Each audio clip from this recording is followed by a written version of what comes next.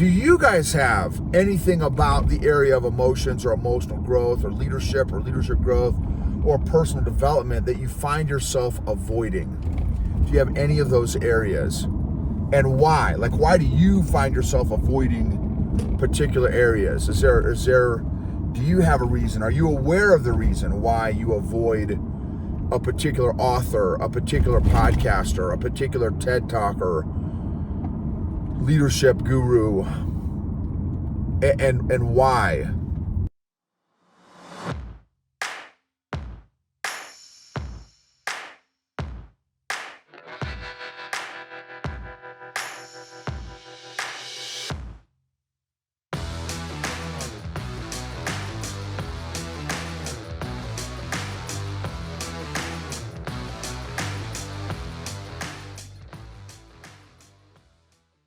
EQ gangsters, what is up?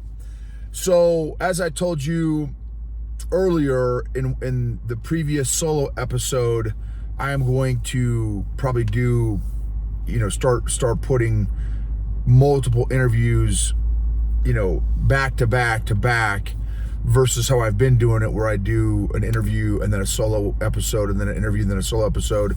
I'm going to probably start chunking them together because again, I'm so far behind on all my post-production of all my interviews that I've done, like way behind. So thank you for your patience. Thank you for your understanding in that.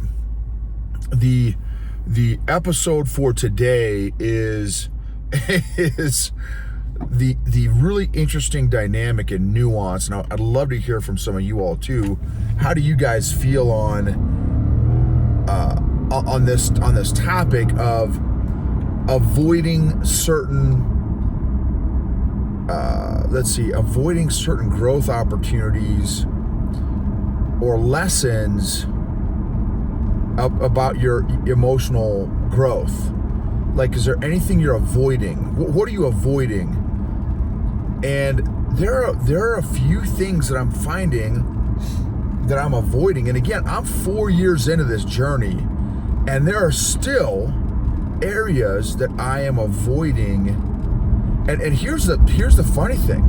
So a couple of these areas are two of actually my favorite EQ people. Two of my favorite EQ people that put out content on emotions, I avoid them. It's been fascinating. And I talked to my wife about this a while ago. I'm like, man, why do I do this? So my two favorite EQ people at this point are Amy Fiedler, and she's one of the episodes on my podcast, and actually I've got one of her episodes that I interviewed her a second time that I still have to do, get out, do the post-production of. So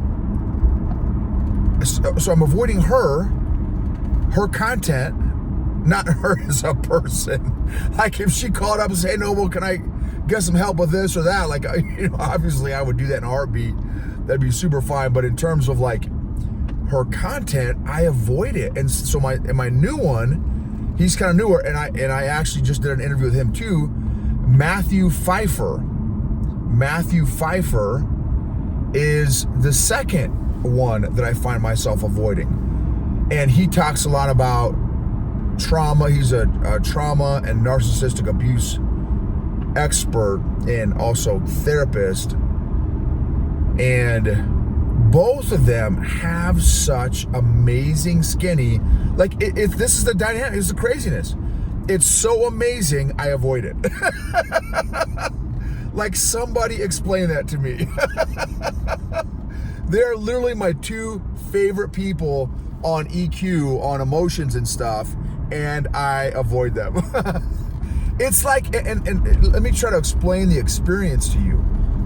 And then again, and I'll share what my wife's theory is. But the experience, the dynamic is kind of like, have you ever had dessert? Like, I'm a, and if you're watching on YouTube, if you know me, if you ever see me, you can tell I like dessert. And so I like to eat. There is some dessert that is like, it's almost too rich, which is, even for me to say that, is like funny because I have never met food that I don't like. I will eat just about anything. I will eat any dessert. I will eat any food. Like, I am not a picky eater. There is, on occasion, some dessert that is super rich. Now, again, it hasn't happened a lot in my life, but occasionally I will run across a dessert like that. But of course, it doesn't stop me, right? I'll still eat it. Well, and again, that's, you guys know that too. I'm still working on all that stuff also, but it's like every single piece of skinny that Amy puts out and that Matt puts out, it's like, it is so rich for me. It is so good. It's so amazing. And so I'm like, man, why am I avoiding my two favorite people that talk about emotions and stuff? And so what Kathy's theory is, so let me stop there real quick. Do you guys have anything about the area of emotions or emotional growth or leadership growth or personal development that you find yourself avoiding? Do you have any of those areas? And why? Like, why do you find yourself avoiding particular areas? Do you have a reason? Are you aware of the reason why you avoid a particular author, a particular podcaster, a particular TED talker, leadership guru, and why? So Kathy's theory is, so one of my strengths, if you guys have ever done Strengths Finder from the Gallup polls, the Gallup realm, they did a book called Strengths Finder 2.0. You can even just Google Strengths Finder 2.0. You can take the assessment, which I would highly recommend, to learn and understand your strengths. That'll increase your self-awareness. Increased self-awareness means, becoming more aware of what strengths and weaknesses. And so, but the Strengths Finder book is phenomenal. So it's really helpful to figure out, again, what your strengths are and stuff, and how can you lead based on your strengths and do more of your strengths and less of your weaknesses. Anyway, so I don't know where I was going with that. I totally lost my track on that. The dynamic of me I know why. Now I'm back on track. One of my strengths is learner. So learning is almost an obsession for me.